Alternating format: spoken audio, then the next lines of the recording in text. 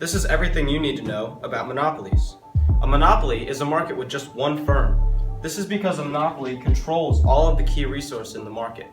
This leads to barriers to entry for other firms to enter the market. Monopolies can get away with price discriminating, and they can produce less than what is socially optimal. One reason that monopolies stay in business is that their products have no close substitutes. And remember, the demand curve is always greater than the marginal revenue curve because the monopolies is a price maker. There are two main types of monopolistic firms. One firm could be a naturally monopolistic firm, which is either when it owns a key resource in production, so it's easier for that firm to produce, or it has a much more efficient way to mass produce, meaning it has all the supplies, all the workers that it needs in that industry to produce. And the other type is government-produced monopoly, in which either the firm receives a patent from the government to produce, so it has an incentive to produce, so nobody steals that firm's idea. And the other one is, the other factor of a government-produced monopoly is where either it receives a subsidy to produce at socially optimal output, so it's not making a loss, and it can get back its profit that it would make if it wasn't producing at socially optimal level.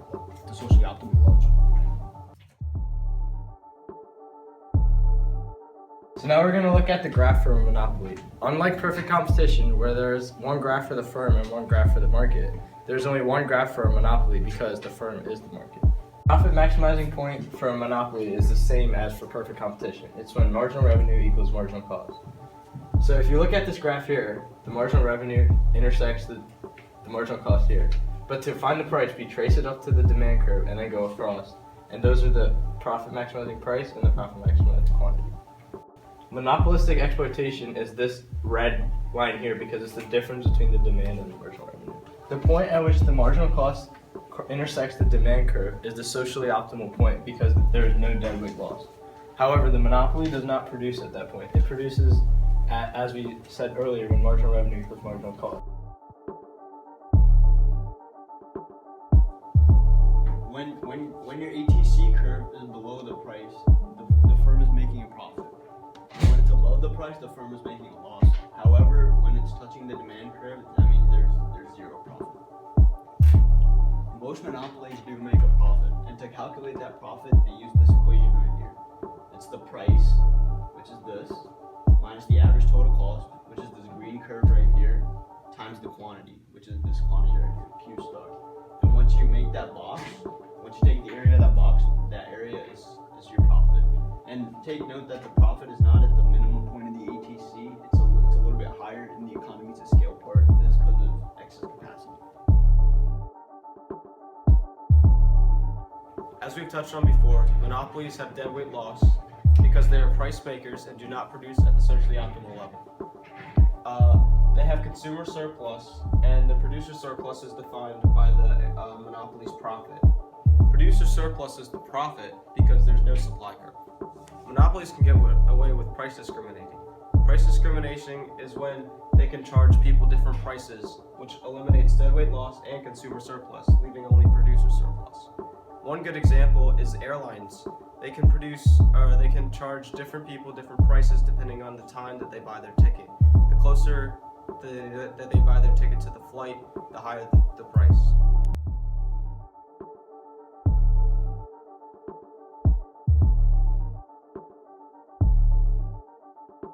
Find the price at the profit maximizing point.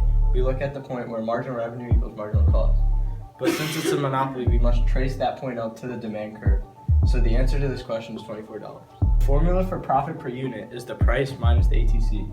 So in this case, 24 minus 18 equals 6. Allocative efficiency is not reached because the marginal cost does not equal the demand. Prices between 16 and 18, the demand curve is inelastic because the marginal revenue is less than 0.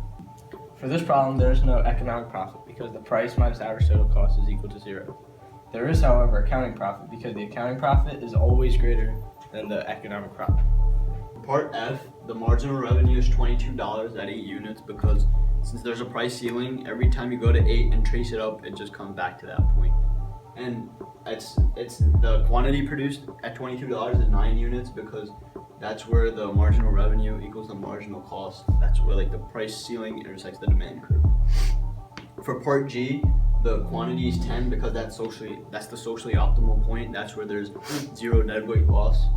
And then the consumer surplus is 0 because perfect price discrimination means everything is total producer surplus. There's no deadweight loss or consumer surplus. Where monopoly makes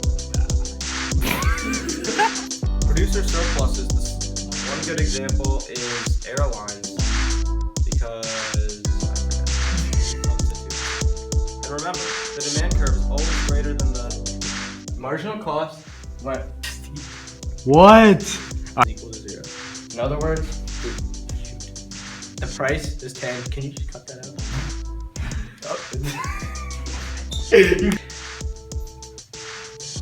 There's no